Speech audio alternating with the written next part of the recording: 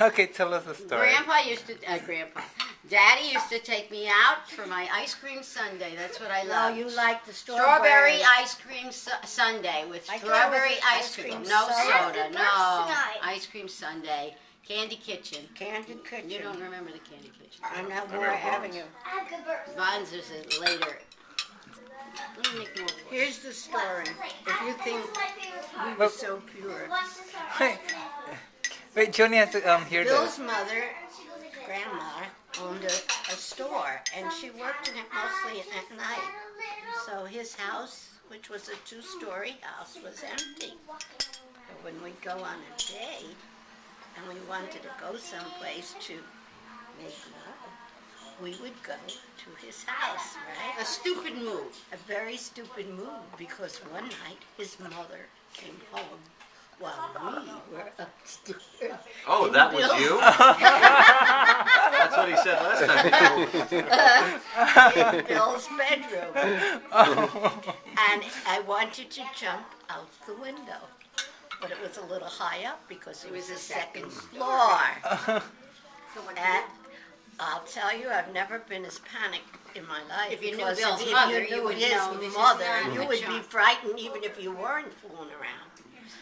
Anyway, so we sat there, looked at each other, and we had to make up a very quick plan. And the plan was that Bill would go downstairs and close the door from the kitchen to the hall and start to talk to his mother while I ran down the stairs and out the front door. And then he had to come out, say to his mother, I forgot something for Judy. And he had to get in his car. And of course I was hiding in his car. Now, not many people know this story. It worked, huh? Yeah, she didn't find out. I've never been more frightened in my entire life. If you knew his mother, you know there was a good reason to be frightened. Well, what could she have possibly done? Well, that's what, when you're 19, you don't think along those You were only 19? I was 19. Wait till Justine does that in your house, out the window. But at least have the sense to have one floor. Because on the second floor, I really did think of climbing out on the roof. I'm not kidding, because in those days, nice girls didn't do that kind of. No. Well, we knew you were obviously Not a nice. I mean, his mother reminds never me thought I of- was a Did nice you ever read girl, that actually. David Sedaris Where was book Joni? called Naked? When you get out. I wasn't on that Very trip. funny. That trip, we didn't have her. I was at many He's a at trip. a- I lived he's at with a them. party, and he She goes lived with upstairs us and he goes to sometimes when the my right, and mother there's was someone sick. waiting And outside. my mother died when she was only 17. 60. So he's freaking I out used to like check. I am I not used to going to chaperone walk for my out the door and sister leave when I was this. little. Oh, you used to be the chaperone? Because we were trouble. They thought that was I thought it was No, very. It's a book. tradition, like, you know, somebody a got book. on there in Chinese culture. somebody goes You bring along. A smaller person. Small Oh, what kid. would they do? They would leave me in a bookstore and then come back like 4 hours later. Or go to arcade, or leave me in an arcade and they'll come back later.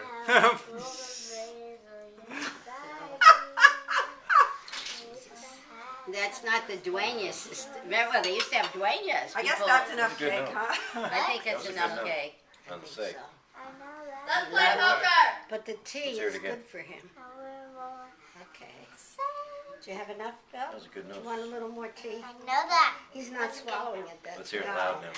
No way, Jose. So, Jimmy, What's no way, who Jose? was the chaperone He when didn't you, swallow yet. when you Swallow. and Jerry Jerry. were dating? I was old. She You want was to know how old. old I was? Oh, He 27. didn't swallow that yet. Oh. You gotta get him to swallow. Swallow. Do it again. Swallow. Here's what There we go. Violet says, swallow, Mr. Bill. I know. Swallow, Mr. Bill. No, I was 27. I could have chaperoned a lot of people. Oh, I I didn't put need a on it. chaperone. I get bored in class. So how did you and Jerry meet? Here going on and on He- about swine. I was living Ew, in an there's two apartment. bugs. One right there My and one first right there. apartment in Bloomington, Indiana. And I had a roommate, a girl, a very nice girl. And she went somewhere, like for a couple of months, a month or so. She went to visit her father was in the military, and she went. So I was sort of alone at the beginning, just before the semester started. Then somebody rented the apartment next to me, and somebody rented the apartment next to that. Well, the person in the middle was a guy, and he wanted to have parties with lots of young girls. And the person at the other end was Jerry. He rented the apartment. So in between was this young Party animal. party animal. Well, he thought, I'll fix them up, and they'll get them out of the way. First of all, we were the only two Jewish people he had ever met in his entire life in Indiana. And he thought, I'll fix them up, and then they'll go away and I can have parties. They'll go out. Or they could come to my party. I don't really care, as long as they're not bothered by me. And believe me, He was smart. he had party. And it worked, right? And it worked. He said, did you ever meet little Joni? She lives next door. He had met me after getting me drunk on 2 martinis where I lined up on the floor. And crawled to my friend's house. I'm so literally. I threw up and then crawled to my friend's house. That was gross. It's gross. It was gross. I never drank another martini. I will say that. But anyway, he saw that I was too old for him and too slow. And he had old girlfriends. His girlfriends were all named Kitsy, Kootsy, Kansy, Kitchy, Poochie, Woochie, and Tootchie. You know, those sort of sweet-seed names that they had. And he introduced, and then what I used to do, see, he introduced us, but I had already spotted Jerry because he had a green cougar. It was very sharp. And, but 1968 Cougar. he wore black socks to play tennis, very unsharp.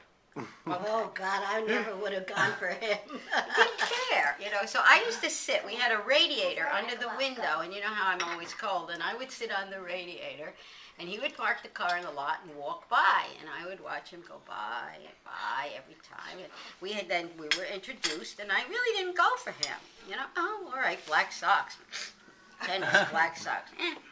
Who's interested in that? So, but he was persistent. So he used to hang around.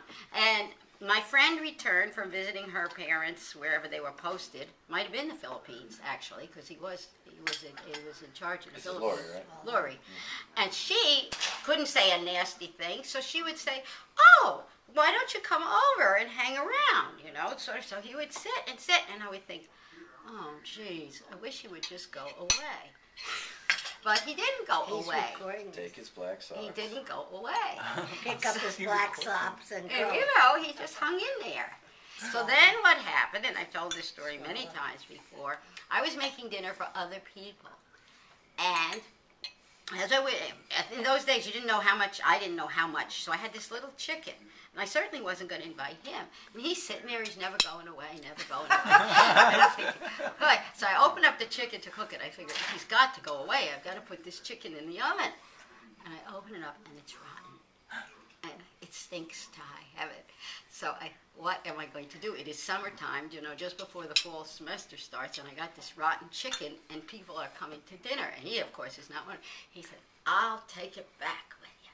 Well, he takes it right back, and we go into the Safeway, and there he is, and he says, "This chicken is rotten." And the guy said, "How do I know?" And he says, "Smell it." And the guy says, "Never mind, I'll take it back." So he does that. He takes the chicken back. He's my hero. But I still do not invite him, I think. Maybe I do invite him. But in any case, I fell in love with him at that moment. Anyone who will take a rotten chicken back for you, you know? I mean, that was it. So that was the immediate thing. Then the second thing he did was that on the first date, he researched it by driving 2 hours up to the movies to be sure he knew where it was, and driving back so he didn't make any mistakes. This is my husband's beginning, because it was in Indianapolis, and he drove all that way, checked it out, and then came back and took me to see it, which was Funny Girl with Barbra Streisand. Which was just on TV. And you know, how could you resist that? That's actually really He sweet. was my hero. That's- He was so That sweet. is so sweet. I know, that is very sweet. It just was. He was persistent. Oh, God, I would say, "I've got to type up resumes to get a job and get out of here." And he would sit there, "That's all right, just keep typing," you know. Sounds like came on you, huh? Yes, What? he just always You there. go, "I'm kind of tired. I think